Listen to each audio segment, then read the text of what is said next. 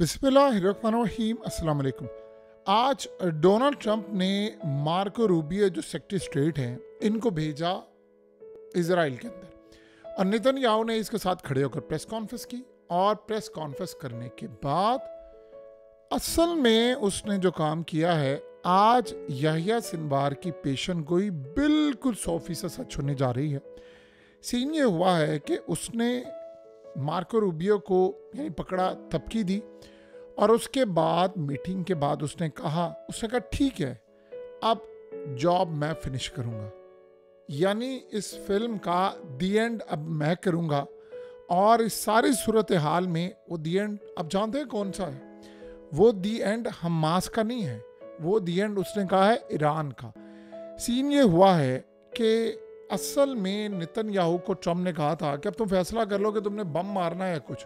उसने काम ये किया है कि इस वक्त एक तो ये मीटिंग ख़त्म हुई, दूसरी मीटिंग उसकी ख़त्म हुई है सिक्योरिटी के तमाम अहम तरीन अहदेदारों के साथ। और उन अहदेदारों में जो सबसे अहम बात यह है कि जो आर्मी चीफ है करंट, वो ये चाह रहा है कि मेरा चूँकि उसका टेन्योर ख़त्म होने वाला चंद दिन बाकी हैं तो इस्तीफ़ा दे दिया है। वो कह रहा है कि मैं कोई बड़ा एक्शन नहीं करना चाहता, ना ईरान के खिलाफ ना मैं हमास के खिलाफ कोई बड़ा एक्शन करना चाहता हूँ। जो नया आर्मी चीफ आए अब उसके थ्रू जो एक्शन करना चाहते हैं वो करें, मैं यहाँ से निकलना चाहता हूँ। सीन ये हुआ है कि अब नेतन्याहू ने एयर चीफ को हुक्म दे दिया है, आर्मी तो ऑलरेडी इंगेज है, और उसके साथ साथ अपनी पूरी मुल्क की एजेंसियों उनके चीफ को हुक्म दे दिया है तैयारी करें, अब हमारा स्ट्राइक का टाइम आ गया है और बड़े पैमाने पर। और नेतन्याहू ने असल में हुक्म जारी किया है, और ये सबसे अहम डेवलपमेंट है कि नेतन्याहू ने हुक्म जारी किया है इस वक्त कि हमास को कहा है कि तुम्हारे पास 1 हफ्ते का टाइम है, तुमने सारे कैदी रिहा ना किए तो फिर उसके बाद मैं ये जंग बंदी ख़त्म कर दूंगा और स्ट्राइक करूंगा। देखिए, हमास को ये बात अच्छी तरह पता है कि कैदी आज 3-3 करके आप भेज रहे हैं, ये जैसे सारे कंप्लीट हो जाएंगे तो उसके बाद ये जंग छिड़नी है। दुनिया की कोई ताकत इस जंग को छिड़ने से नहीं रोक सकती। उसकी सबसे बड़ी वजह क्या है? उसकी सबसे बड़ी वजह ये है कि ये लड़ाई जो है वो ज़मीन के लिए है ही नहीं, ये ज़मीन से बढ़कर है और ये कई मुल्कों को हड़पने की जंग है। इस सूरत हाल के अंदर अब सीन ये है कि ये जंग की तैयारी कर रहे हैं और इसमें इस दफ़ा बड़े ममालिक को लपेट में लेने की तैयारी है, क्योंकि इस सारे मामले में देखिए हुआ क्या है। ये मनाजिर ज़रा आप देखिए, ये हैवी जो बॉम्ब्स हैं वो इस वक्त इसराइल में पहुंच चुके हैं कंटेनर्स के थ्रू।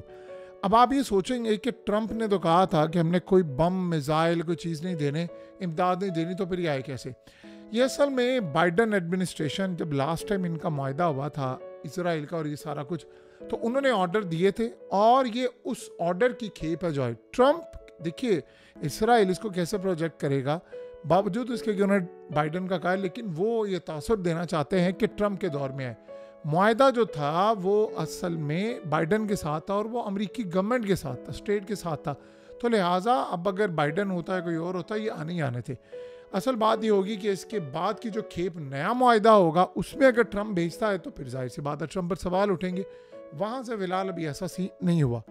सीन अब ये हुआ है कि इस वक्त जो सबसे बड़ी डेवलपमेंट सामने आ रही है वो ये है कि बम पहुँच चुके हैं और ये बम 2 ममालिक पर मारे जाने, एक गजा के अंदर हमास के ऊपर इन्होंने मार रहे हैं और दूसरा ईरान पर मार रहे हैं। ईरान के मामले में अब सीन ये हुआ है कि जो मार्को रूबियो आया है, इसने आकर नेतन्याहू को कह दिया है कि अमेरिका आपके साथ नहीं है ईरान की इस जंग में, यानी कि जो जंग में आप ईरान पर हमला करना चाहते हैं अमेरिका इसको बैक नहीं करता। अमेरिका बातचीत पर बिलीव करता है।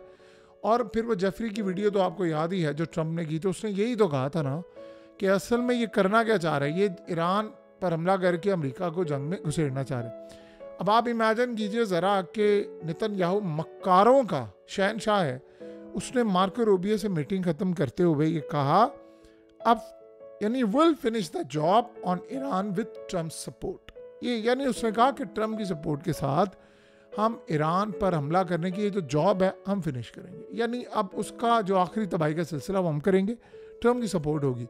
इसका क्या मतलब है? असल में इसका मतलब ये है कि ट्रंप ने पार्टिसिपेट करने से इनकार कर दिया है कि हमने ईरान के ऊपर हमले में आपका साथ नहीं देना, तो उसने काम करेंगे।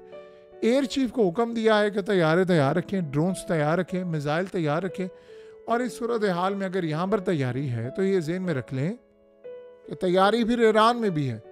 ये जो चाइना ने अपना एयरशिप बनाया है F-35 2000 किलोमीटर दूर से डिटेक्ट करने का, आपको क्या लगता है कि चाइना ईरान को उसकी टेक्नोलॉजी नहीं देगा या दी नहीं होगी? चाइना ईरान का बहुत बड़ा पार्टनर है, बिजनेस पार्टनर भी है, ट्रेड पार्टनर भी है, सिक्योरिटी पार्टनर भी है, रीजनल पार्टनर भी है। हर लिहाज से 400 अरब डॉलर चाइना ने तब इन्वेस्ट किया था 2018 के बाद, जब दुनिया में ईरान में कोई इन्वेस्ट करने को तैयार नहीं था। और आज ईरान की जो मईशत है, 25 साल का उन्होंने मायदा किया था इनसे, आज ईरान की मईशत पहले से स्ट्रॉन्ग है। लेकिन आप टेक्नोलॉजी का लेवल देखें कि उनकी मईशत का ये लेवल है कि यमन जैसा मुल्क अमेरिका के एयरक्राफ्ट कैरियर को इतना मारता है कि अमेरिका भाग जाता है। और आप इमेजिन करें कि रेड सी के अंदर पूरा यूरोप, अमेरिका, कनाडा, भारत समेत कोई मुकाबला नहीं कर सका, तो वो ईरान की टेक्नोलॉजी थी।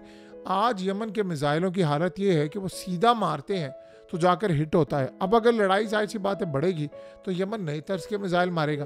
तो ईरान असल में चाइना का बड़ा दोस्त है। तो ये जो चाइना के पास एयरशिप है, ये याद रखिएगा, ये एयरशिप हर सूरत ईरान के पास भी आएगा नई फॉर्म के अंदर।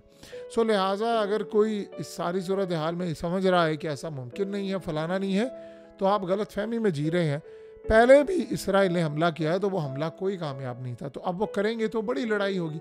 सो लिहाजा हमास ने किया क्या है, हमास ने चैप्टर को चेंज कर दिया है। उन्होंने कैदियों को रिहा कर दिया है, और कैदियों को रिहा करके एक बड़ी इंटरेस्टिंग सूरत हाल आई है। ये मनाजिर देखिए, जो कैदी रिहा हुए हैं इनके साथ इनको एक रिंग भी दी गई है। इनमें से एक कैदी था जिसकी बीवी हामला थी। जब उसको गिरफ्तार किया गया तो जाहिर सी बात है उसकी बेटी हुई है, उसके घर में एक बच्चा हुआ है।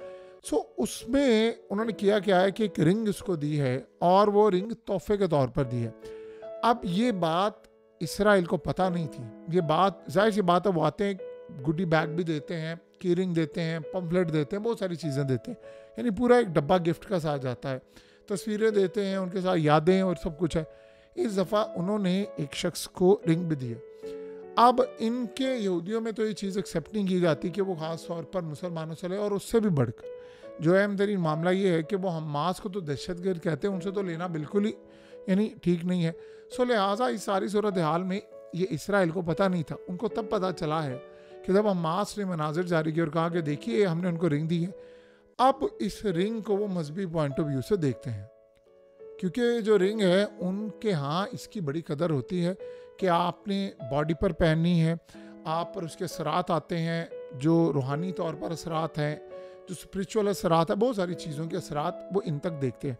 सो लिहाजा इस सारी सूरत हाल में अगर आप जायज़ा लेंगे तो आपको एक बात अच्छी तरह समझ आएगी कि इसमें वो ताकत को देखते हैं। वो देखते हैं कि इसमें बहुत सारी ताकतें छुपी हुई हैं, तो लिहाजा हम ये रिंग पहनने नहीं देंगे। अब वो जाहिर सी बात है दबाव डालेंगे। अब ये बंदा वापस करता है नहीं करता, ये एक अलग बात है। लेकिन इस सारी सूरत हाल का अगर हम जायज़ा लेंगे तो आने वाले वक्त में एक बात तो आपको अच्छी तरह पता चलती है कि हालात ये बता रहे हैं कि इसराइल कुछ बड़ा करने वाला है, लेकिन सिचुएशन ये है कि वो रिलक्टेंट है। देखिए, आप जो मर्जी कर लें, ट्रंप ने ईरान पर हमला नहीं करना। ट्रंप ने ईरान के, देखिए ट्रंप की असेसमेंट क्या थी, जब इसराइल का मामला हुआ तो आपको पता है कि ईरान ने कहा हमने हमला करना है, तो ट्रंप ने कहा था मैं लिख कर देने को तैयार हूँ, ईरान कभी भी इसराइल पर हमला नहीं करे। उसे कहा सारी दुनिया देखी कि मेरी ये बात सच साबित होगी, और ट्रंप गलत साबित हुआ। एक दफ़ा गलत साबित हुआ, 2 दफ़ा गलत साबित हुआ, दूसरा तो हमला जो ईरान ने किया था वो तो उड़ा देने वाला था। तो आप ये सोचें कि ज़रूरी नहीं है कि ट्रंप की हर बात, उसका एनालिसिस, ये तमाम चीज़ें सच हों। जाहिर सी बात है, इंसान है, थिंक टैंक्स, उनकी गलतियाँ भी है। लेकिन इस सारी सूरत हाल में जब ट्रंप ने ये बात देख ली कि ईरान ने इतना ख़तरनाक हमला कर दिया, उसकी सारी असेसमेंट, इंटेलिजेंस मालूमात, उसके थिंक टैंक्स, जो उसकी ज़ाती, जाहिर सी बात है जब वो सदर पहले भी था तो उसको ये बात पता थी, जो रिपोर्ट्स उसके बाद आती थी कि ईरान की कैपेबिलिटीज़ क्या है। तो जब उसने देखा कि ईरान ने हमला कर दिया तो एक चीज़ उसने कही हमेशा, उसने कहा कि ईरान पर हमने हमला नहीं करना, हम करेंगे उससे बातचीत। याद रहे, माजी में ट्रंप ईरान से बातचीत करने को बहुत बुरा कहता था। अब वो कहता है कि पैकेज भी देंगे, बातचीत भी करेंगे, सारा कुछ होगा, बस न्यूक्लियर नहीं बनने देना। इसराइल कहता है न्यूक्लियर वाला सिस्टम ही नहीं है।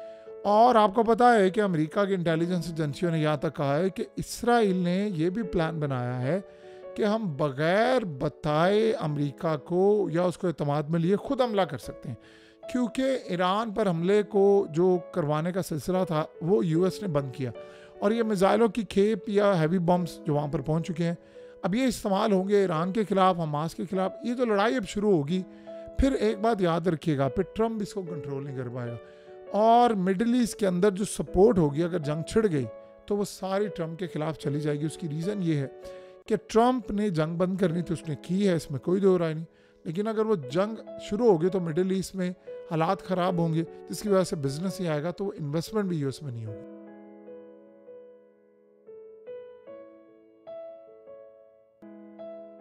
हकीकत टीवी को सब्सक्राइब करना मत भूलें, वीडियो को लाइक करें, शेयर करें और कमेंट सेक्शन में अपनी राय का इजहार ज़रूर करें।